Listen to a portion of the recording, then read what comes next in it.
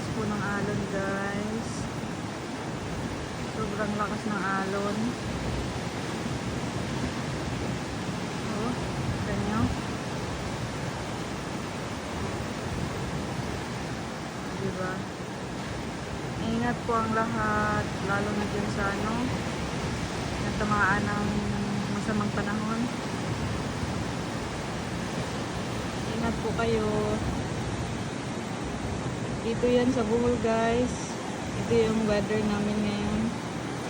Walang ulan, mainit. Pero yung alon, ang lakas. Maabot sa pader namin. Ayan.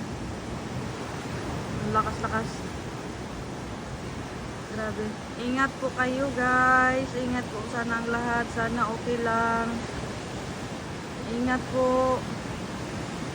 God bless everyone.